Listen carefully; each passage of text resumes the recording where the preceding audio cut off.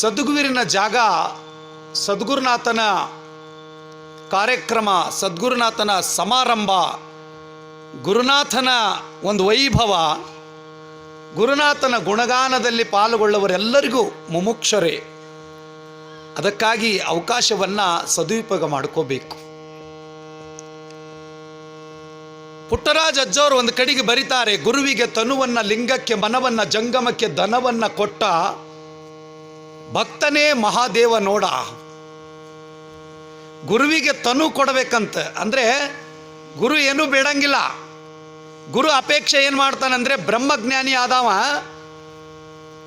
ಗುರು ಅಪೇಕ್ಷೆ ಏನು ಮಾಡ್ತಾನ ಅಂತಂದ್ರೆ, ನಿಮ್ಮಿಂದ ಹಣ ಬಯಸಂಗಿಲ್ಲ, ನಿಮ್ಮಿಂದ ಅಧಿಕಾರ ಬಯಸಂಗಿಲ್ಲ, ನಿಮ್ಮಿಂದ ಮತ್ತೊಂದು ಇನ್ನೊಂದು ಬಯಸಂಗಿಲ್ಲ. ಗುರು ಏನು ಬಯಸ್ತಾನೆ ಅಂತ ಕೇಳಿದ್ರೆ, ಸದುವಿನಯವೇ ಸದಾ ಜಪಂಗಳಯ್ಯ, ಸದುವಿನಯವೇ ಸದಾ ತಪಂಗಳಯ್ಯ, ಸದುವಿನಯದಿಂದ ನೀ ಸೇವೆ ಮಾಡಿದಿ ಅಂತಂದ್ರೆ ಗುರು ನಿನಗೆ ಸಾಕ್ಷಾತ್ಕಾರ ಆಗ್ತಾನೆ.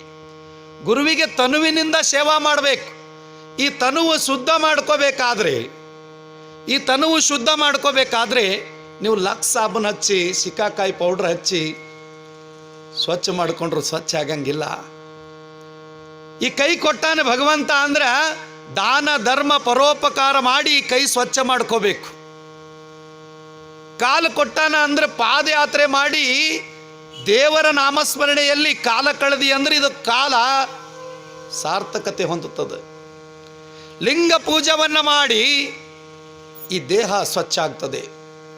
ಕಾಯ ವಾಚ ಮನಸ್ಸು ಇವು ತ್ರಿಕರಣ ಸ್ವಚ್ಛ ಆದರೆ ಗುರು ತನ್ನಲ್ಲಿ ಸ್ವೀಕಾರ ಮಾಡ್ಕೊಳ್ತಾನೆ. ಈ ಕಾಯ ಅಂತಂದರೆ ಇದು ಶರೀರ ಶುದ್ಧ ಆಗಬೇಕಾದ್ರೆ ನಾವು ಗುರುವಿನಲ್ಲಿ ಮೊರೆ ಹೋಗಬೇಕು. ಗುರು ಎಂಥವು ಇರಬೇಕು ಅಂದರೆ ಶ್ರೋತ್ರಿಯ ಬ್ರಹ್ಮನಿಷ್ಠ ಸದ್ಗುರು ಇರಬೇಕು. ಒಳಗಿಂದು ಹೊರಗಿಂದು ಎಲ್ಲ ಅವನಿಗೆ ಗೊತ್ತಿರಬೇಕು. ಗುರುವಿಗೆ ಅಗಾಧವಾಗಿರ್ತಕ್ಕಂಥ ಶಕ್ತಿ ಇರ್ತದೆ. ಅಂತ ಸದ್ಗುರುನಾಥ ಯಾರಂದ್ರೆ ಶ್ರೋತ್ರಿಯ ಬ್ರಹ್ಮನಿಷ್ಠ ಸದ್ಗುರು ಇದ್ದಾನೆ.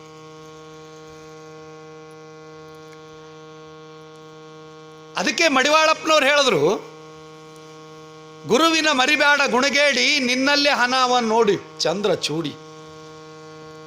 ಗುರುವಿನ ಮರಿಬೇಡಪ್ಪ, ಗುರು ಹೊರಗಿಲ್ಲ, ನಿನ್ನೊಳಗೆ ಅದಾನ. ಅರಿವಿನ ಸ್ವರೂಪ ಆಗಿ ನಿನ್ನೊಳಗ, ನಿನ್ನ ಹೃದಯದೊಳಗ ಅಡಕಾಗ್ಯಾನ. ನಿನ್ನಿನ ದಿವಸ ನಮ್ಮ ಚರಿತ್ರೆ ನಾಯಕ ಅನೇಕ ಪವಾಡಗಳನ್ನು ಮಾಡಿ ಆಧ್ಯಾತ್ಮಿಕದ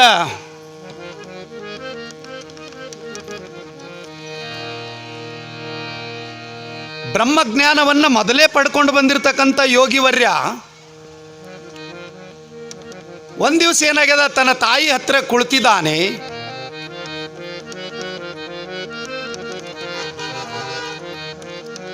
ಆಕಳ ಹತ್ರ ಕರು ಹೋಗೋದು ಬಹಳ ಸಹಜ. ಅಂಬಾ ಅಂತ ಕೂಗಿ ಕರೆಯೋದು ಬಹಳ ಸಹಜ, ನೋಡಲಿಕ್ಕೆ ಬಹಳ ಚಂದ ಅನ್ನಿಸ್ತದೆ. ಆದರೆ ಅಂತಃಕರಣದ ಒಳಗಿನ ಪ್ರೀತಿ ಪ್ರೇಮ ಹೆಂಗೆ ಬಾಂಧವ್ಯ ಇಟ್ಟಿದ್ದಾನೆ, ಆ ಮೋಹ ಇಟ್ಟಿದ್ದಾನೆ, ಆ ಮಾಯೆ ಇಟ್ಟಿದ್ದಾನೆ, ಆ ಪರಮಾತ್ಮ ಆ ಮೋಹವನ್ನು ಕಳಚಲಿಕ್ಕಾಗಿ, ಈ ತಾಯಿ ಮಗನ ಸಂಬಂಧವನ್ನು ಕಳ್ಕೊಳ್ಳಕ್ಕಾಗಿ ಭಗವಂತ ಅವತಾರ ತಾಳಿ ಬಂದಿದ್ದಾನೆ. ಅವನೇ ಸಿದ್ಧ ಅಪ್ಪ ಸಿದ್ದಪ್ಪ. ಮೋಹವನ್ನ ಮಾಯವನ್ನ ಕಳ್ಕೋಬೇಕು. ಎಂಥ ಮಾಯೆ ಕಳ್ಕೋಬೇಕು? ಮಾಯೆ ಎಂಥದ್ದು ಕಳ್ಕೋಬೇಕು? ಮೋಹ ಎಂಥದ್ದು ಕಳ್ಕೋಬೇಕು? ಯೋಗಿ ಆದವ ಹೆಂಗಿರಬೇಕು ಅಂತ ಕೇಳಿದ್ರೆ ಶಿವಯೋಗಿಯ ಲಕ್ಷಣ ಬರೀತಾರೆ. ಶಿವಯೋಗಿಯ ಲಕ್ಷಣ ಹೆಂಗದ ಅಂದ್ರೆ ತನುವಿನಲ್ಲಿ ನಿರ್ಮೋಹ. ತನುವಿನಲ್ಲಿ ಮೋಹ ಇರಬಾರ್ದು. ಅವನಿಗೆ ಬಂಗಾರ ಉಟ್ಕೋಬೇಕು, ಶೇಂಟ್ ಹೊಡ್ಕೋಬೇಕು, ರೇಷ್ಮೆ ಉಟ್ಕೋಬೇಕು, ಮಡಿ ಉಟ್ಕೋಬೇಕು, ನಾನು ಶೃಂಗಾರ ಆಗಬೇಕು ಅಂತಕ್ಕಂಥದ್ದು ಮಹಾತ್ಮನಿಗೆ ಅದು ಬರಲೇಬಾರ್ದು. ಮಹಾತ್ಮ ಅಂತಾರೆ ಅವನಿಗೆ. ಕೆಲವು ಮಂದಿ ಬಟ್ಟಿನೇ ಉಟ್ಕೊಂಡಿಲ್ಲ, ವಿಶ್ವಾರಾಧ್ಯರ ವೈರಾಗ್ಯ ಮೂರ್ತಿಗಳಾಗಿ ದಿಗಂಬರಾದರು. ಕಲ್ಮೂಡದ ದತ್ತ ದಿಗಂಬರ, ಎಷ್ಟು ಮಂದಿ ದಿಗಂಬರ. ಅಲ್ಲಿ ಲಡ್ಡು ಮುತ್ಯ ಅಂತ ಬರ್ತಾರೆ, ಇಲ್ಲಿ ಶಿವಲಿಂಗೇಶ್ವರ ಅಂತ ಬರ್ತಾರೆ. ಅನಂತರು ಆರೂಢರಾಗಿದ್ದಾರೆ, ಅವಧೂತರಾಗಿದ್ದಾರೆ. ಅಂಥವರಿಗೆ ಮಹಾತ್ಮ ಅಂತಾರ, ಅಂಥವರಿಗೆ ಬ್ರಹ್ಮಜ್ಞಾನಿ ಅಂತಾರ. ಬರೀ ಹೊರಗಿನಿಂದ ತಿಳ್ಕೊಳ್ಳೋದಲ್ಲ, ಒಳಗಿನಿಂದ ತೆಗೆದು ಹಾಕಬೇಕು. ಒಳಗೆ ನಾವೇನು ಇಟ್ಕೊಂಡಿವಿ ನೋಡ್ರಿ, ಒಳಗೆ ನಾವು ಭಾಳ ಗಳಿಸಿದೆವು, ಭಾಳ ಪ್ಲಾಟ್ ತೊಗೊಂಡಿದ್ದೆವು, ನಮ್ಮ ಯಜಮಾನ್ರು ದೊಡ್ಡ ಸಾಹೇಬರದಾರೆ, ನಮ್ಮ ಏರಿಯಾದಾಗ ನಮ್ಮಂಥ ಶ್ರೀಮಂತರು ಯಾರೂ ಇಲ್ಲ, ಘನತೆ ಗೌರವ ಇದೆಲ್ಲ ತೆಗೆದು ಹಾಕ್ಬೇಕ್ರಿ. ಒಳಗಿಂದ ತೆಗೆದು ಹಾಕ್ಬೇಕು, ಮ್ಯಾಲಿಂದಲ್ಲ. ಮತ್ತು ನಾ ಎಲ್ಲ ಕೊಟ್ಟು ಮತ್ತು ಮಠದಾಗ ಬಂದಿದ್ದೀರಿ, ಚಲೋ ಹೇಳೋದು ನೀವು ಅಂತ ಹೇಳಿ ನಾಳೆಗೆ ಬರೋದು ಬಿಟ್ಟಿರಿ. ಯಾಕೆ ಹೇಳಕತ್ತೀನಿ ಅಂದರೆ, ಶಿವಯೋಗಿಯ ಲಕ್ಷಣ ಏನು ಅಂತಂದ್ರೆ ತನುವಿನಿಂದ ನಿರ್ಮೋಹ, ಮನದಿಂದ ನಿರಂಕಾರ. ತನುವಿನಿಂದ ಮೋಹಿ ಇರಬಾರ್ದವನು. ಆ ಮೋಹ ಹೋಗಬೇಕಾದ್ರೆ ಏನು ಮಾಡ್ಬೇಕು? ಈ ಮೋಹ ಅಂಟಿಕೊಂಡಿರ್ತಕ್ಕಂಥ ಮೋಹ ಹೋಗಬೇಕಾದ್ರೆ ಏನು ಮಾಡ್ಬೇಕು? ಏನು ಮಾಡ್ಬೇಕ್ರಿ? ಅದಕ್ಕೆ ಹೇಳಿದೆ, ಗುರುವಿನ ಸೇವಾ. ತನುವಿನಿಂದ ಗುರುವಿನ ಸೇವಾ ಮಾಡು, ದಾಸೋಹದಲ್ಲಿ ದುಡಿ, ಅಡಿಗೆ ಮಾಡು, ಕಸ ಹೊಡಿ. ಗುರುವಿನ ಸತ್ಸಂಗ ಎಲ್ಲಿ ನಡೆದಿರ್ತದ, ನೀನು ದುಡಿದಿ ಅಂತಂದ್ರೆ ನಿನ್ನ ತನು ಶುದ್ಧ ಆಗ್ತದ. ತನುವಿನಲ್ಲಿ ಮೋಹ ಹೋಗಿಬಿಡ್ತದೆ ನಿನಗ. ಭಕ್ತನಾಗು. ಶಟಸ್ಥಲಗಳಲ್ಲಿ 6 ಸ್ಥಳಗಳು ಹೇಳಿದ್ದಾರೆ. ಮೊದಲು ಭಕ್ತನಾಗು. ಭಕ್ತ ಆದಿ ಅಂದ್ರೆ ನಿನಗೆ ಮಹೇಶ ಆಗಲಿಕ್ಕೆ ಬರ್ತದೆ. ಭಕ್ತ ಮಹೇಶ, ಮಹೇಶ ಆದಿ ಅಂದ್ರೆ ಪ್ರಾಣಲಿಂಗಿ, ಎಲ್ಲ ಪ್ರಸಾದ ರೂಪ ಕಾಣ್ತದ. ಪ್ರಸಾದಿ ಭಕ್ತ ಮಹೇಶ ಪ್ರಾಣಲಿಂಗಿ ಪ್ರಸಾದಿ ಆದಿ ಅಂದ್ರೆ ಶರಣ ಆಗಲಿಕ್ಕೆ ಬರ್ತದ. ನೀನು ಶರಣಾದಿ ಅಂತಂದ್ರೆ ಬಾಗಿದ ತಲೆ ಮುಗಿದ ಕೈ ತಂತಾನೆ ಶರಣಾಗತ ಆಗ್ತದ. ಶರಣಾದಿ ಅಂದರೆ ಐಕ್ಯ ಸ್ಥಳ ಬರ್ತದ. ಐಕ್ಯ ಅಂದ್ರೆ ಲಿಂಗೈಕ್ಯ ಅಂತಂದ್ರೆ ಸಾಯೋದಲ್ಲ. ಐಕ್ಯ ಅಂತಂದ್ರೆ ನನ್ನೊಳಗೆ ನೀನು ಪ್ರವೇಶ, ನಿನ್ನೊಳಗೆ ನಾನು ಪ್ರವೇಶ. ಅದಕ್ಕೆ ಐಕ್ಯ ಅಂತಾರೆ. ಲಿಂಗದೊಳಗೆ ಲೀನ ಆಗಬೇಕು, ಪರಮಾತ್ಮನಲ್ಲಿ ಬ್ರಹ್ಮ ಲೀನ ಆದ ಬಳಿಕ ಅಂಥವನಿಗೆ ಐಕ್ಯ ಅಂತಾರೆ. ಆ ಸ್ಥಳಗಳನ್ನು 6 ಸ್ಥಳಗಳನ್ನು ಅಳೆದವನಿಗೆ ಶಟಸ್ಥಲ ಬ್ರಹ್ಮಿ ಅಂತಾರೆ ನೋಡ್ರಿ. ಶಟಸ್ಥಲ ಬ್ರಹ್ಮ ಆಗಬೇಕಾದ್ರೆ, ಶ್ರೋತ್ರಿಯ ಬ್ರಹ್ಮನಿಷ್ಠನಾಗಬೇಕಾದ್ರೆ, ನಿರಂಜನ ಪ್ರಣಮ ಸ್ವರೂಪಿ ಆಗಬೇಕಾದ್ರೆ ತನುವಿನಲ್ಲಿ ನಿರ್ಮೋಹ ಇರಬೇಕು, ಮನದಲ್ಲಿ ನಿರಂಕಾರ. ಮನದಲ್ಲಿ ಏನಿರ್ಬೇಕ್ರಿ? ಅಹಂಕಾರ ಇರಬಾರ್ದು ಮನುಷ್ಯನಿಗೆ. ಅದು ಬಂತಂದ್ರೆ ಎಲ್ಲ ಹಾಳು ಮಾಡ್ತದೆ, ಎಲ್ಲ ಸಮಯ ಹಾಳು ಮಾಡ್ತದೆ, ಸಂಪತ್ತು ಹಾಳು ಮಾಡ್ತದೆ, ಇದ್ದ ಜ್ಞಾನ ಹಾಳು ಮಾಡ್ತದೆ. ಅಹಂಕಾರಿ ಆಗಿರಬಾರ್ದು ಮನುಷ್ಯ. ನಿರಂಕಾರ ಆಗಬೇಕು, ನಿರಂಜನ ಆಗಬೇಕು. ಕನ್ನಡಾಗ ಮುಖ ನೋಡ್ತೀರಿ ನೀವು ಬರೋತಿಗೆ, ಹಿಂಗೆಲ್ಲ ಇಕ್ಕೊಂಡು ಎಲ್ಲ ಮಾಡಿ ಎಲ್ಲ ಬರೋದಲ್ಲಿ ಮೇಕಪ್ ಅಂತೇಳಿ ಕನ್ನಡಿ ಮುಂದೆ ನಿಂದಿರ್ತೇವೆ. ನೀವಲ್ಲ, ನಾವು. ಪ್ರತಿಯೊಂದು ದರ್ಪಣ ಇರೋದೇ ನೋಡೋದಕ್ಕೆ, ನಮ್ಮ ಪ್ರತಿರೂಪವನ್ನು ಕಾಣೋದಕ್ಕೆ ಕನ್ನಡಿ ಇಟ್ಟಿರ್ತೀವಿ ಮನ್ಯಾಗ. ಎದಕ್ಕೆ ಇಟ್ಟಿರ್ತೀವಿ ರೀ? ನಮ್ಮ ರೂಪ ನಮಗೆ ಚೆನ್ನಾಗಿ ಅದ ಇಲ್ಲ ನೋಡ್ಕೊಳ್ಳೋಕ್ಕೆ ಕನ್ನಡಿ ಇಟ್ಟಿರ್ತೀವಿ. ಆ ಕನ್ನಡಿ ಮೇಲೆ ಧೂಳು ಕುಂತಿತ್ತಂದ್ರೆ ನಿಮ್ಮ ಮುಖ ಕಾಣಂಗಿಲ್ಲ. ಕನ್ನಡಿ ಮೇಲೆ ಡಸ್ಟ್ ಕುಂತಿತ್ತು, ಮಣ್ಣು ಕುಂತಿತ್ತು, ಧೂಳು ಕುಂತಿತ್ತಂದ್ರೆ ನಿಮ್ಮ ಮುಖ ಕನ್ನಡಿ ಮುಂದೆ ನಿಂತರೂ ಕಾಣಂಗಿಲ್ಲ. ಯಾಕಂದ್ರೆ ಅದು ಧೂಳು ಕುಂತು ನಿಮ್ಮ ಮುಖ ಕಾಣಲಾರ್ದಂಗೆ ಮಾಡ್ಯಾದ. ಪರಮಾತ್ಮನು ಒಂದು ಕನ್ನಡಿ ಕೊಟ್ಟಾನ, ಮನಸ್ಸಂತಕ್ಕಂಥ ಕನ್ನಡಿ ಕೊಟ್ಟಾನ. ಕಾಯ ವಾಚ ಮನಸ್ಸು, ಮನಸ್ಸಂತಕ್ಕಂಥ ಕನ್ನಡಿ ಕೊಟ್ಟಾನ. ಅದ್ರ ಮ್ಯಾಲ ಧೂಳು ಕುಂತದ, ವರ್ಸಲಾಗಿರಿ, ನಿಮ್ಮ ಮುಖ ಕಾಣಲಾಗ್ಯದ. ಇದ್ರ ಮ್ಯಾಲೂ ಕೂಡ ಕಲ್ಮಶ ಗುಣಗಳ ತುಂಬಿಕೊಂಡು ಕುಂತೀವಿ ಒಳಗೆ. ಆ ಗುಣಗಳನ್ನು ನಾವು ಒರೆಸ್ಬೇಕು. ಯಾವ ಅರ್ವಿ ತಗೋಬೇಕಂದ್ರೆ ಸತ್ಸಂಗ ಅಂತಕ್ಕಂಥ ಪರಿಶುದ್ಧವಾಗಿರ್ತಕ್ಕಂಥ ಅರ್ವಿ ತೋಡು ಒರೆಸಿದ್ರಿ ಅಂದ್ರೆ ಕ್ಲೀನ್ ಆಗ್ತದ. ಪರಮಾತ್ಮ ಅಂದರೆ ನಾವೇ ಪರಮಾತ್ಮ, ಪರಮಾತ್ಮನೇ ನಾವು, ನಾವೇ ಪರಮಾತ್ಮ, ಬೇರೆ ಏನೂ ಇಲ್ಲ. ನೀನು ಪರಮಾತ್ಮ ಇದ್ದೀ ಅಂತ ತೋರಿಸ್ಕೊಡೋವನಿಗೆ ಗುರು ಅಂತಾರೆ. ಅದಕ್ಕೆ ತನುವಿನಲ್ಲಿ ನಿರ್ಮೋಹ, ಮನದಲ್ಲಿ ನಿರಂಕಾರ. ಇವುದು ಶಿವಯೋಗಿ ಲಕ್ಷಣ. ಭಾವದಲ್ಲಿ ದಿಗಂಬರ ಅಂತ. ಭಾವದಲ್ಲಿ ದಿಗಂಬರ ಇರಬೇಕು. ಒಳಗೇನು ನಾವೇನು ಸ್ವೀಕಾರ ಮಾಡ್ಕೊತೀವಿ ಅದು ಡಿಲೀಟ್ ಮಾಡಿಬಿಡ್ಬೇಕು. ಮೊಬೈಲ್ದಾನೆ ಎಲ್ಲ ಡಿಲೀಟ್ ಮಾಡಿದ್ರೆ ಅಂದರೆ ಮುಂದಿನ ಮೆಸೇಜ್ಗಳು ಬರ್ತಾವೆ. ಮೊಬೈಲ್ ತುಂಬಿಕೊಟ್ಟು ಹೋಯ್ತು ಅಂತಂದ್ರೆ ನಿಮ್ಮ ಮೊಬೈಲ್ ಹ್ಯಾಂಗ್ ಆಗ್ತದೆ. ನೋಡ್ರಿ ಹೆಂಗಿಟ್ರ ಹೆಸರು ಹ್ಯಾಂಗ ಮೊಬೈಲ್ ಸ್ಟ್ರಕ್ ಆಗ್ತದೆ. ಹಂಗ ಶಿವಯೋಗಿಯ ಭಾವ ಹೆಂಗಿರ್ಬೇಕಂದ್ರೆ ದಿಗಂಬರ ಇರ್ಬೇಕು. ಏನು ನೋಡಿದ್ರು ಶೂನ್ಯ ಕಾಣಬೇಕಲ್ಲಿ. ಒಂದು ವಸ್ತುನ ಒಳಗೆ ಇಟ್ಕೋಬಾರ್ದು. ತನ್ನ ಬಳಿ ಬಂದಿರತಕ್ಕಂಥ ಎಲ್ಲ ವಸ್ತುಗಳು ಇವ್ರಿಗೆ ಕೊಡ್ರಿ. ಒಂದು 10 ಆ್ಯಪಲ್ ಕೊಡ್ರಿ ನೀವು, ಅವ್ರು ಒಳಗೆ ಇಟ್ಕೊಳ್ಳಂಗಿಲ್ಲ, ಜೋಳಿಗ್ಯಾಗ ಎಲ್ಲರಿಗೂ ಕೊಟ್ಟು ಬಿಡ್ತಾರೆ. ನೀವಂತ ತಗೋ, ನೀವಂತ ತಗೋ, ನೀವಂತ ತಗೋ. ಕಲಸಕ್ರಿ ಇದ್ರಿ ಎಲ್ಲ ಕೊಟ್ಟು ಬಿಡ್ತಾರೆ. ಅದು ಯೋಗಿಯ ಲಕ್ಷಣ. ಶಿವಯೋಗ ಅಂತಂದರೆ ಪರಮಾತ್ಮನನ್ನು ಒಲಿಸಿಕೊಳ್ತಕ್ಕಂಥ ಕ್ಷಣ, ಅದು ಯೋಗ. ಆ ಯೋಗ ಯಾರಿಗಿರ್ತದಂದ್ರೆ ಶಿವಯೋಗಿಗಳಿಗೆ ಇರ್ತದ, ಭವರೋಗಿಗಳಿಗೆ ಅಲ್ಲ. ಶಿವಯೋಗದ ಸಾಮ್ರಾಜ್ಯದ ಅಧಿಪತಿ ಆಗಲು ನಮ್ಮಂಥ ಚರಿತ್ರೆ ನಾಯಕ ಸಿದ್ಧಾರೂಢನಿಗೆ ಹೊರತು ಮತ್ತೊಬ್ಬರಿಗೆ ಅಲ್ಲ. ತನುವಿನಲ್ಲಿ ನಿರ್ಮೋಹ ಇರಬೇಕು, ಮನದಲ್ಲಿ ನಿರಂಕಾರ ಇರಬೇಕು, ಭಾವದಲ್ಲಿ ದಿಗಂಬರ ಇರಬೇಕು, ಚಿತ್ತದಲ್ಲಿ ನಿರಾಪೇಕ್ಷೆ ಇರಬೇಕು. ಏನು ನೋಡ್ತಾನ ಅದು ನನಗೆ ಆಗಬೇಕು ಅನ್ನೋಂಗೆ ಇರಬಾರ್ದು. ಛೇ ಬಿಡು ಬೇಡ. ನಾವೇನು ಅನ್ಬೇಕು, ಏನಾರ ನೋಡಿದ್ವಿ ಅಂದರೆ ಇದು ಬೇಕು ಅಂಥೇಳಿ ಈ ಮನಸ್ಸಿನಾಗ ಹುಟ್ಟಬಾರ್ದು. ನಿರಾಪೇಕ್ಷ, ಅಪೇಕ್ಷೆ ಇರಬಾರ್ದು. ಈ ಕಣ್ಣು ನೋಡ್ತದ, ದೃಷ್ಟಿ ನೇತ್ರ ಇದೇನು ನೋಡ್ತದಲ್ಲ, ಇದು ನೋಡಿದ್ದನ್ನು ತಗೋಬಾರ್ದು. ಮನಸ್ಸಿಗೆ ಹೇಳಬೇಕು, ಇದು ಬೇಡ, ನಕೋ, ನೈ ಚಾಯಿಯೇ ನಕೋ ಅನ್ಬೇಕಂತ. ಅದಕ್ಕೆ ಹಂಗಿದ್ದವನಿಗೆ ಶಿವಯೋಗಿ ಅಂತಾರ. ಇವ ಅವತಾರ ತಾಳುತ್ತಲೇ ಬ್ರಹ್ಮಜ್ಞಾನಿಯಾಗಿ ಹುಟ್ಟಿ ಬಂದಾನ. ಏನೆಂದು ಕೊಂಡಾಡಲಿ ಗುರು ನಿನ್ನ ಮಹಿಮೆ, ಏನೆಂದು ಕೊಂಡಾಡಲಿ ಗುರು ನಿನ್ನ ಮಹಿಮೆ, ಏನೆಂದು ಕೊಂಡಾಡಲಿ ನಿನ್ನ ಮಹಿಮೆ, ಏನೆಂದು ಕೊಂಡಾಡಲಿ ಗುರು ನಿನ್ನ ಮಹಿಮೆ, ಏನೆಂದು ಕೊಂಡಾಡಲಿ. ತಂದೆಯಾದವ ನೀನೆ, ತಾಯಿಯಾದವ ನೀನೆ, ತಂದೆಯಾದವ ನೀನೆ, ತಾಯಿಯಾದವ ನೀನೆ, ತಂದೆ ತಾಯಿಯ ನಡುವೆ ಮಗನಾದವ ನೀನೆ, ಏನೆಂದು ಕೊಂಡಾಡಲಿ ಗುರು ನಿನ್ನ ಮಹಿಮೆ, ಏನೆಂದು ಕೊಂಡಾಡಲಿ. ಸದ್ಗುರುವಿನ ಮಹಿಮೆ ಎಷ್ಟಂತ ಕೊಂಡಾಡಬೇಕು. ಅವ್ರ ಮನೆಯಾಗ ವೀರಭದ್ರ ಸ್ವಾಮಿಗಳು ದಿನನಿತ್ಯ ತತ್ವವನ್ನು ಹೇಳುತ್ತಿದ್ದರು. ನಮ್ಮೂರಾಗ ಒಬ್ಬರು ಶ್ರದ್ಧಾನಂದ ಸ್ವಾಮಿಗಳಂತಿದ್ರು. ಮೊನ್ನೆ ಲಿಂಗೈಕ್ಯರಾದರು. ಸಿದ್ಧಾರೂಢ ಮಠ ಇದೆ ಕೋಟ್ನೂರದೊಳಗೆ. ಯಾರು ಬರಲಿ ಬಿಡಲಿ ಸಿದ್ಧಾರೂಢರ ಪುರಾಣ ದಿನನಿತ್ಯ ಪ್ರವಚನ ಒಬ್ಬರೇ ಇದ್ರೂ ಹೇಳ್ತಿದ್ರು. ಒಬ್ಬರೇ ಇದ್ದಿದ್ದಿಲ್ಲ ಅಂದ್ರೂ ಸಿದ್ಧಾರೂಢರ ಫೋಟೋ ಇಡ್ತಿದ್ರು. ಆ ಫೋಟೋದ ಮುಂದೆ ಕುಂತು ದಿನನಿತ್ಯ ಶಾಸ್ತ್ರ ಹೇಳ್ತಿದ್ರು ಪುಣ್ಯಾತ್ಮರವರು. ನಾನು ಒಂದು ದಿನ ಹೋಗಿನಿ, ಒಬ್ಬರೇ ಮಾತಾಡಕತ್ತಾರ. ನಾನಂದೆ, ಅಪ್ಪಾಜಿ ಯಾಕೆ ಒಬ್ಬರೇ ಮಾತಾಡಕತ್ತೀರಲ್ಲ,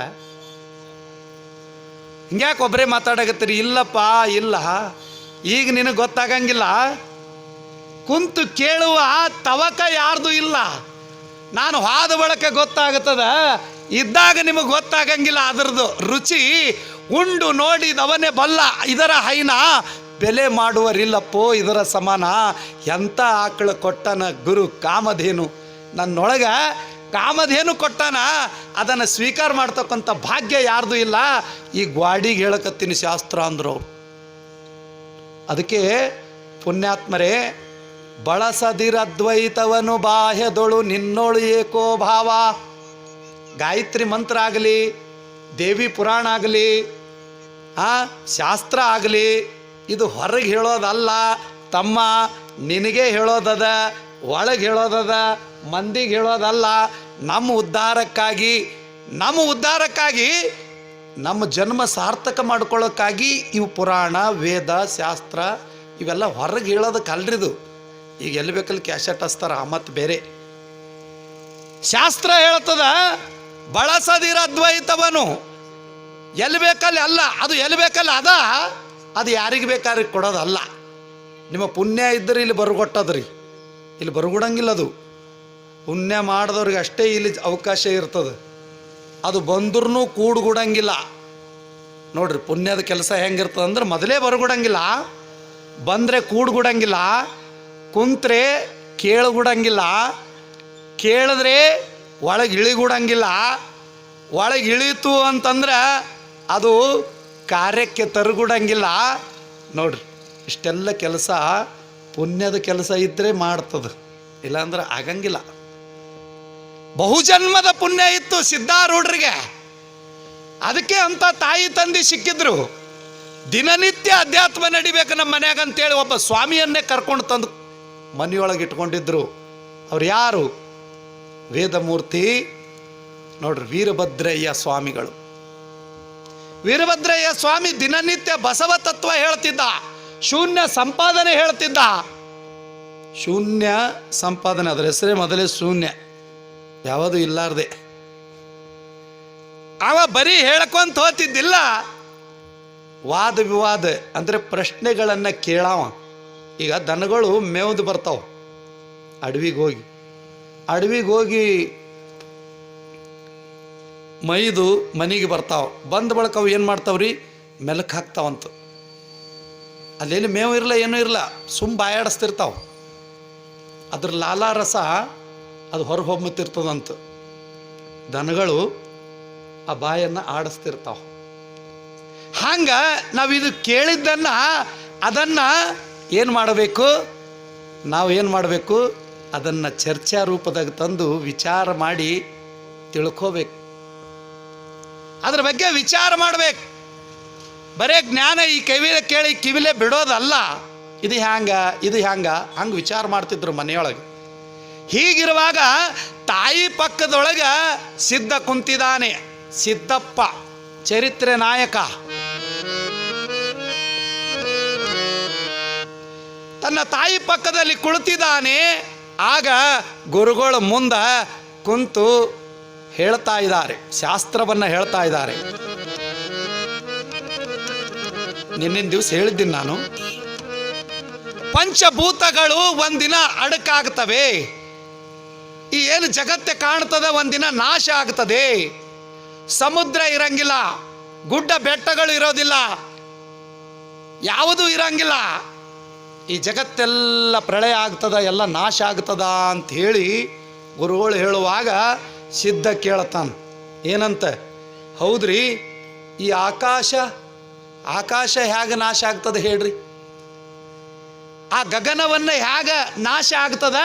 ಆ ಗಗನ ನಾಶ ಆದ ಬಳಿಕ ಏನು ಉಳಿತದ ಅಂತ ವೀರಭದ್ರಯ್ಯ ಸ್ವಾಮಿಗಳಿಗೆ ಸಿದ್ಧ ಕೇಳ್ದ. ಸಿದ್ಧ ಕೇಳಿದ ತಕ್ಷಣ ಅವಾಗ ಕೈ ಮುಗಿದ್ರಂತೆ ವೀರಭದ್ರಯ್ಯ ಸ್ವಾಮಿಗಳು. ನೀನು ಬ್ರಹ್ಮಜ್ಞಾನಿಯಪ್ಪ, ನಿನ್ನಂಥ ಜ್ಞಾನಿಗಳು ಇಂಥವ್ರ ಹೊಟ್ಟಿಲೆ ಹುಟ್ಟಿದೆಯಲ್ಲ, ಅದು ಹೇಳುವ ತಾಕತ್ತು ನನಗಿಲ್ಲ. ನಾ ಎಷ್ಟು ಓದೀನಿ ಅಷ್ಟೇ ಹೇಳ್ಬೋದು. ನೀನು ಗಗನ ಆಕಾಶನೇ ಪ್ರಳಯ ಆಯ್ತಂದ್ರೆ ಏನು ಉಳಿತದ ಅಂತ ಕೇಳ್ತಾ ಇದೀಯಾ? ಇದು ಹೇಳುವ ತಾಕತ್ತು ನನಗಿಲ್ಲ, ಅದು ಬ್ರಹ್ಮಜ್ಞಾನಿಗೆ ಅದ. ಅಂಥ ಗುರುವಿನನ್ನೇ ಹುಡುಕ್ಯಾಡು, ಇದು ನನಗೆ ಹೇಳೋ ತಾಕತ್ತು ಇಲ್ಲ ಅಂಥೇಳಿ ವೀರಭದ್ರಯ್ಯ ಸ್ವಾಮಿಗಳು ಸಿದ್ಧನನ್ನು ಹೇಳ್ತಾರೆ. ಆಗ ಸಿದ್ಧನಿಗೆ ನಿದ್ದೆ ಹತ್ತಲಿಲ್ಲ.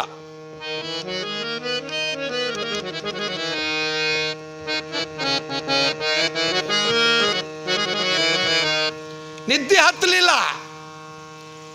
ನಿಜಗುಣ ಶಿವಯೋಗಿಗಳಿಗೂ ನಿದ್ದೆ ಹತ್ತಿದ್ದಿಲ್ಲಂತ, ಅವರೇ ಬರ್ದಾರ ಅದ್ರೊಳಗೆ.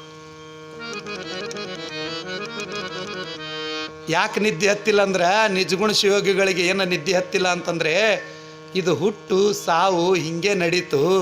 ಈ ಭವಬಂಧನದೊಳಗೆ ಈ ಜೀವಾತ್ಮ ಹಿಂಗೆ ಕೊರಗಲು ಕತ್ತು ಎಷ್ಟು ಜನ್ಮ ಅಂತ ಹಿಂಗೆ ತಿರುಗಾಡವ. ಈ ಭವಬಂಧನದಿಂದ ಮುಕ್ತಿ ಆಗಬೇಕಾದ್ರೆ ಯಾವಾಗ ಆಗಬೇಕು ಅಂತೇಳಿ ಅವ್ರಿಗೆ ನಿದ್ದೆ ಹತ್ತಿದ್ದಿಲ್ಲಂತ.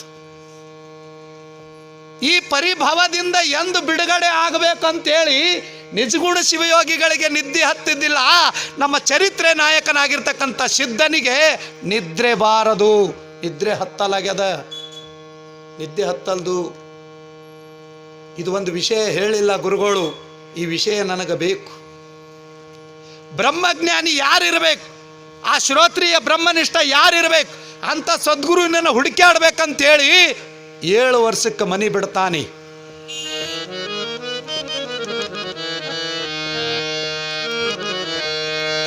ಬಿಟ್ಟೆನೆಂದರೆ ಬಿಡದಿದು ಮಾಯೆ, ಬಿಡದೆ ಬೆಲ್ ಹತ್ತಿತ್ತಿದು ಮಾಯೆ. ಮಾಯೆ ಮಾಯೆ ಮಾಯೆ ಮಾಯೆ. 7 ವರ್ಷಕ್ಕೆ ಮನೆ ಬಿಡುವಾಗ ಹಿಂತಿರುಗಿ ನೋಡಿದನಂತ ಬುದ್ಧ. 3 ದೃಶ್ಯಗಳನ್ನು ನೋಡಿ ವೈರಾಗ್ಯ ಬಂತು ಬುದ್ಧನಿಗೆ. ಪಂಚಾಂಗ ಹೇಳಿದ್ರಂತೆ, ಇವನಿಗೆ ಹೊರಗೆ ಬಿಟ್ರೆ ಅಂದ್ರೆ ನಿಮ್ಮ ಮನೆಗೆ ಹತ್ತಂಗಿಲ್ಲ, ಇವ ಸಂಸಾರ ಮಾಡಕ್ಕೆ ಹುಟ್ಟಿ ಬಂದಿಲ್ಲ, ಇವ ದೇಶ ಸಂಚಾರಿಯಾಗಿ ಹೋಗ್ತಾನ, ಮನೆ ಒಳಗಿಂದ ಹೊರಗೆ ಬಿಡಬೇಡ್ರಿ ಅಂತ ಹೇಳಿದ್ನಂತ ಪಂಚಾಂಗ ಹೇಳವ್. ಅದಕ್ಕೆ ಅವನಿಗೆ ರಾಜ್ಯ ಮಂತನದಾಗೆ ಇಟ್ಟಿದ್ರು ಬುದ್ಧನಿಗೆ. ಒಂದು ದಿವಸ ಯಾರೂ ಇದ್ದಿದ್ದಿಲ್ಲ.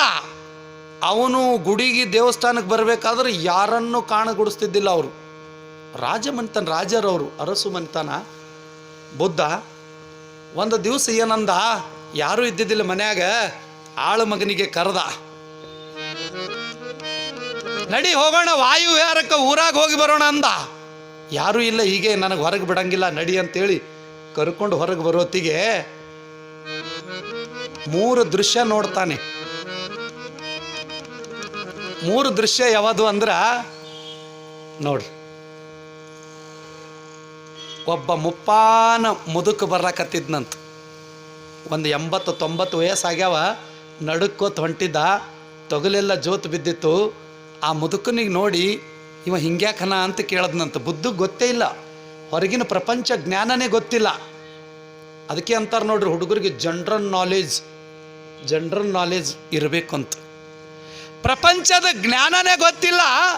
ಈ ಮುಪ್ಪಾನ ಮುದುಕದ ನೀವ, ಅವ ಹೇಳ್ತಾನ ಆಳಮಗ, ನಾವೆಲ್ಲರೂ ಒಂದು ದಿವಸ ಮುಪ್ಪ ಆಗೋವ್ರೆ, ವಯಸ್ಸಾದ ಬಳಿಕ ಎಲ್ಲರೂ ಹಿಂಗೆ ಆಗದೆ, ನಾನು ಹಂಗೆ ಆಗ್ತೀನಿ ಅಂದ ಬುದ್ಧ. ಹೌದು, ನಾನು ನೀನು ಅವರು ಇವರು ಎಲ್ಲರೂ ಮುಪ್ಪಾದ ಬಳಿಕ ಹಿಂಗೆ ಆಗೋರೆ. ಅವನಿಗೆ ಮನಸ್ಸಿನಲ್ಲಿ ಪ್ರಭಾವ ಬೀರ್ತದೆ. ನಾವು ನೋಡ್ದಂಗೆ ನೋಡಲಿಲ್ಲವ, ಮುಪ್ಪಾನ ಮುದುಕಿಗೆ ನೋಡಿ ಮನಸ್ಸಿಗೆ ಪರಿಣಾಮ ಆಯಿತು, ಪ್ರಭಾವ ಬೀರ್ತು. ಮುಂದೆ ಹೋಗೋದ್ರಾಗೆ ಒಬ್ಬ ಕುಷ್ಠ ರೋಗಿಯನ್ನು ನೋಡ್ದ. ಇವ ಯಾಕೆ ಕಿವ ರಕ್ತ ಸೋರ್ಕೊಂಡು ಬಟ್ಟೆಲ್ಲ ಮಂಡಾಗಿ ಹಿಂಗ್ಯಾಕದ ನೀವ? ಅವಾಗ ಅವ ಹೇಳದನಂತೆ, ಅಲ್ಲಪ್ಪ, ರೋಗ ಎಲ್ಲರಿಗೆ ಬರೋದೆ. ಏನ್ರಿ, ಒಂದು ಅಡಿಕೆ ಹೊಳು ತಿಂತಿದ್ದಿಲ್ಲ, ಅವನಿಗೆ ರೋಗ ಬಂತು ನೋಡ್ರಿ. ಎಂತಿಂಥ ಮಹಾತ್ಮರಿಗೆ ಕ್ಯಾನ್ಸರ್ ಆಗಬಾರ್ದು, ಹಾನಗಲ್ಲ ಕುಮಾರರಂಥವರಿಗೆ ರೋಗ ಬಂತು. ಇಂಥ ರೋಗವನ್ನು ಯಾರಿಗೆ ಬಿಟ್ಟಿದ್ದಲ್ಲ ಅಂತ ಅವ ಹೇಳ್ದ. ಹೌದಾ, ರೋಗ ಎಲ್ಲರಿಗೆ ಬರ್ತದ? ಪ್ರತಿಯೊಬ್ಬರಿಗೂ ರೋಗ ಬರೋದೇ. ಯಾವ ರೋಗ ಬಂದಿದ್ದಿಲ್ಲ ಅಂದ್ರೂ ಹುಟ್ಟೋ ಸಾಯೋದು ಒಂದು ರೋಗ, ಅದನ್ನೂ ಒಂದು ರೋಗೇ. ಹುಟ್ಟೋದು ಸಾಯೋದು ಇದು ಒಂದು ರೋಗೇ, ಭವರೋಗ ಅಂತಾರೆ ಇದಕ್ಕೆ. ಭವರೋಗ ಎಲ್ಲರಿಗೂ ರೋಗ ಬರೋದೇ. ಅಂದ್ರೆ ಹಿಂಗೆ ಕಿಮ ರಕ್ತ ಎಲ್ಲ ಸೋರ್ತದ, ಅನೇಕ ರೋಗಗಳದಾವ. ಈಗಂತೂ BP ಶುಗರ್ ಇಲ್ಲದ ಮನುಷ್ಯನೇ ಇಲ್ಲಂತ. ಯಾರಿಗೆ ಶುಗರ್ ಅದ ಅವರೇ ಕೋಡಿ ಅಂತ. ಶುಗರ್ ಇತ್ತಂದ್ರೆ ಊಟ ಕರೆಕ್ಟ್ ಟೈಮ್ ಟು ಟೈಮ್ ನಡೀತದ, ಶರೀರ ಮೇಲೆ ಲಕ್ಷ್ಯ ಇರ್ತದೆ. ಮತ್ತು ಹಂಗಂತೇಳಿ ಎಲ್ಲರಿಗೂ ಶುಗರ್ ಬರಲಿ ಅಂತ ಬೇಡ್ಕೋಬೇಡ್ರಿ. ಎಲ್ಲರೂ ಲೆಸ್ಸೇ ಬೇಡ್ತಾರೆ, ಚಹಾ ಬೇಕಾದ್ರೆ. ಶಿವಕುಮಾರ ಸ್ವಾಮಿಗಳು ಹೇಳ್ತಿರ್ತಾರೆ, ಯಾರ್ದಾರೆ ದೊಡ್ಡ ಮನೆಗೆ ಹೋಗ್ಬೇಕಂತ ನಮಗೆಲ್ಲ ತಾಟಿನ ತುಂಬ ಪಂಚಾಮೃತ ಎಲ್ಲ ತಂದಿಡ್ತಾರ. ಮನೆ ಮಾಲಕಗೆ 1-2 ಚಪಾತಿ ಸಪ್ಪನ್ ಬ್ಯಾಳಿ ಬೇಡ್ಕೊಂಬರಿಗೆ ಇಟ್ಟಂಗೆ ಇಟ್ಟು ಬಿಡ್ತಾರ ಅವನಿಗೆ. ಅಪ್ಪವ್ರು ಕೇಳಿದ್ರಂತ, ನಮಗೆಲ್ಲ ಪಂಚಾಮೃತ ಹಾಕಿರಿ, ಇವ್ರಿಗೆ ಯಾಕೆ ಹಾಕಿಲ್ಲ? ಇಲ್ರಿ, ಅವರಿಗೆ BP ಇದೆ, ಶುಗರ್ ಇದೆ, ಅವ್ರಿಗೆ ಅಸ್ತಮಾ ಇದೆ, ಅವ್ರಿಗೆಲ್ಲ ರೋಗಗಳದಾವ್ರಿ, ಅದಕ್ಕೆ ಒಂದು ಚಪಾತಿ, ಒಂದು ಖಾರ ಉಪ್ಪ ಹುಳಿ ಏನೂ ನಡೆಯಂಗಿಲ್ಲ. ಯಾರು ಹೊಟ್ಟೆ ತುಂಬ ಉಣ್ತಾರೆ, ಎಲ್ಲ ಪದಾರ್ಥ ಉಣ್ತಾರ, ಪಟ್ನೆ ನಿದ್ದೆ ಹತ್ತು ಬಿಡ್ತದ, ಅವನಂತ ಸುಖಿ ಯಾರೂ ಇಲ್ಲ ಅಂತ ಹೇಳಿದ್ರು ಶಿವಕುಮಾರ ಸ್ವಾಮಿಗಳು. ಹೊಟ್ಟೆ ತುಂಬ ಯಾರು ಊಟ ಮಾಡ್ತಾರ, ಯಾರು ಮಲ್ಕೊಂಡ್ರಪ್ಲೇನೆ ನಿದ್ದೆ ಹತ್ತದ, ಅಂಥ ಸುಖಿ ಜಗತ್ತಿನೊಳಗೆ ಯಾರೂ ಇಲ್ಲ. ಇರಲಿ, ಬರಬಾರ್ದು ಅವೆಲ್ಲ ರೋಗಗಳು. ಬುದ್ಧ ನೋಡ್ದ ರೋಗಿಗೆ, ಇದು ನನಗೂ ಬರ್ತದೇನು, ಎಲ್ಲರಿಗೂ ಬರ್ತದೆ, ನನಗೂ ಬರ್ತದೆ, ನಿನಗೂ ಬರ್ತದೆ, ಪ್ರತಿಯೊಬ್ಬರಿಗೆ ಬರ್ತದೆ. ಮುಂದೆ ಹೋಗತ್ತನ ಒಂದು ಹೆಣ ಹೊಂಟಿತ್ತು, ಅಂದರೆ ಹೆಣ ಕೊತ್ಕೊಂಡು ಹೊಂಟಿದ್ರು. ಇದೇನು ಅವ ಸತ್ತಾನಂದ್ರೆ ಎಲ್ಲರೂ ಒಂದಿನ ಸಾಯೋದೆ, ಸತ್ತ ಬಳಕ ಚಟ್ಟ ಹೋಯೋರೆ. ರಾಮನಾಮ ಸತ್ಯ ಹೇ, ರಾಮನಾಮ ಸತ್ಯ. ಇವು 3 ದೃಶ್ಯವನ್ನ ನೋಡ್ದ ಬುದ್ಧ. ಅವನಿಗೆ ಮದುವೆ ಆಗಿತ್ತು, ಮಗನೂ ಇತ್ತು. ನೋಡ್ರಿ ಹೆಂಗದ. ಬುದ್ಧ ರಾತ್ರಿ ಎದ್ದು ಕುಂತ, ಜಗತ್ತಿನೊಳಗೆ ಏನೂ ಇಲ್ಲ, ನಾನು ಮನೆಯಾಗ ಕುಂತು ಏನು ಸಾಧನೆ ಮಾಡಲಿ, ನಾನು ಒಂದು ದಿವಸ ಮುದುಕಾಗ್ತೀನಿ, ನನಗೊಂದು ದಿವಸ ರೋಗ ಬರ್ತದ, ನಾನು ಒಂದು ದಿವಸ ಸಾಯ್ತೀನಿ, ಇಲ್ಲಿದ್ದೇನು ಮಾಡೋದದ, ಬಿಟ್ಟು ಬಿಡ್ಬೇಕು ರಾಜ್ಯ ಅಂತ ಹೊಂಟ ಬುದ್ಧ. ಗೌತಮ ಬುದ್ಧ ಎದ್ದ, ರಾತ್ರಿ ಹೊಂಟ. ನೋಡ್ರಿ, ಮೋಹ ಅನ್ನೋದು ಹೆಂಗಿರ್ತದ, ಮಾಯೆ ಅನ್ನೋದಕ್ಕೆ ಹೇಳಕತ್ತೀನಿ ನಾನು. ಸಿದ್ಧಾರೂಢರ ಮನೆ ಬಿಡೋತಿಗೂ ಮಾಯೆ ಚಾಲು ಆಗ್ತದೆ. ಇಲ್ಲಿಗೆ ಬುದ್ಧನಿಗೂ ಮಾಯೆ. ಬಾಗಿಲು ಹೊರಗೆ ಒಂದು ಕಾಲಿಟ್ಟಾನ, ಒಂದು ಕಾಲು ಒಳಗದ, ಒಂದು ಕಾಲು ಹೊರಗದ. ಅವಾಗ ಒಂದು ಮಾತು ಅವನಿಗೆ ಮನಸ್ಸಿನಾಗ ಬಂತು, ಮಾಯೆ. ಏನಂತ? ಹೋಗಾದರೆ ಹೊಂಟೀನಿ, ನಾನು ರಾಜ್ಯವನ್ನು ತೊರೆದು ಹೊಂಟೀನಿ, ಒಂದು ಸಲ ತೊಟ್ಟಲಾಗ ನನ್ನ ಮಗ ಅದ, ತೊಟ್ಟಿಲೊಳಗಿನ ಕೂಸ ಒಂದು ಸಲ ಮುಖ ನೋಡ್ರೆ ಹೋಗ್ಬೇಕಂತೇಳಿ ತಿರುಗದನಂತ. ಒಳಗೆ ಹೊರಗೆ ಹೋಗ್ಬೇಕಂತ ಒಂದು ಹೆಜ್ಜೆ ಹೊರಗಿಟ್ಟಾನ. ಅದು ಮನಸ್ಸು ನೋಡ್ರಿ ಹೆಂಗದ. ಮರದ ಮ್ಯಾಲಿನ ಹಕ್ಕಿಯಂತೆ ಹಾರುತೈತಿ ಮನಸ, ವರಗುರು ಸಿದ್ಧನ ಧ್ಯಾನವ ಮಾಡಿ ಕಾಣೋಣ ಕೈಲಾಸ ಅಂತಾರೆ. ಈ ಮನಸ್ಸ ಒಮ್ಮ ನೊಣ ಇದ್ದಂಗಂತ ಮನಸ್ಸ. ಒಮ್ಮ ಜಿಲೇಬಿ ಮೇಲೆ ಕೊಡ್ತದ, ಒಮ್ಮ ಹೇಸಿಕೆ ಮೇಲೆ ಕೊಡ್ತದ. ಈ ಮನಸ್ಸ ಮಂಗ್ಯಾದ, ಟೊಂಗೆ ಟೊಂಗೆ ಹಾರಾಡ್ತದ.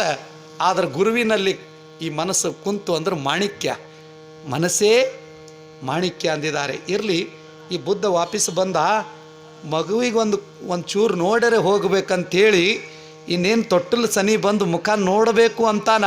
ಅವಾಗ ಇನ್ನೊಂದು ಮನಸ್ಸು ಹೇಳತ್ತಂತೆ, ಏ ಹುಚ್ಚ, ಎಲ್ಲವನ್ನು ತೊರೆದು ಹೊಂಟಿದಿ, ಇನ್ನೂ ನಿನಗೆ ಮಾಯ ಬಿಟ್ಟಿಲ್ಲ, ನಿನ್ನ ಮೋಹ ಬಿಟ್ಟಿಲ್ಲ, ಇದೆಲ್ಲ ಇಟ್ಟುಕೊಂಡು ಹೊರಗೆ ಹೊಂಟಿದ ಅಂದ ಬಳಿಕ ನೀ ಹೋಗಿ ಏನು ಮಾಡವ, ನಡಿ, ಯಾಕೆ ನೋಡ್ತಿ, ನೋಡಬೇಡ ಅಂತೂ ಇನ್ನೊಂದು ಮನಸ್ಸು. ಎರಡು ಮನಸ್ಸು ಇರ್ತಾವಂತ್ರಿ. ಒಂದು ಪ್ರವಚನಕ್ಕೆ ಬರ್ಬೇಕು ಅನ್ನಿಸ್ತದಂತ, ಇವತ್ತೊಂದು ದಿವ್ಸ ಬಿಟ್ರೈತೆ, ನಾಳೆಗೆ ಹೋದ್ರೈತೆ ಅಂತೂ ಎರಡವ ಮನಸ್ಸು ರೀ. ಹ್ಞೂ, ಪಟ್ಟಿ ಬರ್ಸ್ಬೇಕತ್ತು ಒಂದು ಮನಸ್ಸು ಹೇಳ್ತದ, ಇನ್ನೂ 4-5 ದಿವಸ ಅದ ತಗೋ, ಆಮೇಲೆ ಬರ್ಸಮ್. ಮನೆಯವ್ರು ಒಂದು 1000 ರೂಪಾಯಿ ಹೇಳ್ಯಾರ. ಹಂಗೆ ಹೇಳ್ತಾರೆ ಅವ್ರು, 500 ರೂಪಾಯಿ ಬರ್ಸ್ ನಡಿ. ಮನಸ್ಸು ಎರಡು ಇರ್ತಾವ್ರಿ ಎಲ್ಲರಿಗೆ, ಒಬ್ಬರಿಗೆಲ್ಲ. ಎಲ್ಲ ಎರಡೆರಡು ಕೊಟ್ಟಾನ ನೋಡ್ರಿ ದೇವ್ರ. ಕಣ್ಣು 2 ಕೊಟ್ಟಾನ, ಕಿವಿ 2 ಕೊಟ್ಟಾನ, ಕಾಲು 2 ಕೊಟ್ಟಾನ, ಕೈ 2 ಕೊಟ್ಟಾನ, ಮೂಗಿನ ಸೊಳ್ಳಿ 2 ಕೊಟ್ಟಾನ, ಒಳಗೆ ನಾಲಿಗೆ 2 ಕೊಟ್ಟಾನ, ಮನಸ್ಸು 2 ಕೊಟ್ಟಾನ, ಕಿಡ್ನಿ 2 ಕೊಟ್ಟಾನ, ಎಲ್ಲ 2 ಕೊಟ್ಟಾನ. ಒಂದು ಕೊಟ್ಟು ಒಂದು ಬಿಟ್ಟಿಲ್ಲ. ಎಷ್ಟು ಚಂದ ಕೊಟ್ಟಾನ ಪರಮಾತ್ಮ. ಎಲ್ಲ ಚಂದ ಇದ್ರೂ ಕೂಡ ಅವ ಕೊಟ್ಟಾನಂತ ಹೇಳಲಾಗಿ ಒಂದು ದಿವ್ಸನು. ಮೂಗು ಮಾಡಿದವನಿಗೆ ನೆನಪು ಹೋಗ್ಯದ, ಮೂಗುತಿ ಮಾಡಿದವನಿಗೆ ಗುಣಗಾನ ಮಾಡ್ತೀವಿ. ಜಗತ್ತಿನೊಳಗೆ ಪರಮಾತ್ಮ ನಮಗೆ ಎಂತಂಗೆ ಸೃಷ್ಟಿ ಮಾಡ್ಯಾನ, ಅವನದು ನೆನಪು ನಮಗಿಲ್ಲ. ಆ ನೆನಪು ಹೋಗ್ಯದ ಅಂಥೇಳಿ ಇದು ಪ್ರವಚನ ಯಾಕೆ ಹಚ್ಚಾರ ಅಂದ್ರೆ ನಿಮಗೆ ನೆನಪು ಮಾಡಿ ಕೊಡ್ಸಕ್ಕೆ, ನಿಮ್ಮೊಳಗಿರ್ತಕ್ಕಂಥ ಜ್ಞಾನವನ್ನು ನಿಮಗೆ ಅದು ಪರಿಜ್ಞಾನ ನಿಮಗೆ ಅರಿವಿನ ಮೂಲಕ ತಿಳಿಸೋ ಸಲುವಕ್ಕೆ ಇದೆಲ್ಲ ಸಿದ್ಧನ ಪುರಾಣ. ಅವಾಗ ಬುದ್ಧ ಅಂದನಂತ, ಹೌದು ಇದೊಂದು ಮಾತು ಖರೆಯದ, ವೈರಾಗ್ಯ ಮೂರ್ತಿಯಾಗಿ ನಡುರಾತ್ರಿ ಎದ್ವಾದನಂತ. ಬಿಟ್ಟ ಮನೆ ಬಿಟ್ಟು ಹೋಗಿಬಿಟ್ಟ, ದೊಡ್ಡ ಸಂತನಾದ. ಇವತ್ತು ಬೌದ್ಧ ಧರ್ಮವನ್ನು ನಿರ್ಮಾಣ ಮಾಡ್ದ, ಒಂದು ಧರ್ಮನೇ ಸ್ಥಾಪನೆ ಮಾಡಿದಾನೆ. ಅಂತ ಬುದ್ಧ ವೈರಾಗ್ಯ ತಾಳ್ಬೇಕ್ರಿ. ವೈರಾಗ್ಯ ಯಾವಾಗೂ ಬರಂಗಿಲ್ಲ. ಇಲ್ಲಿ ನಮ್ಮ ಚರಿತ್ರೆ ನಾಯಕನಾಗಿರ್ತಕ್ಕಂಥ ಹುಬ್ಬಳ್ಳಿಯ ಸಿದ್ದಪ್ಪ ವೈರಾಗ್ಯ ತಾಳ್ದ 7 ವರ್ಷಿಗೆ.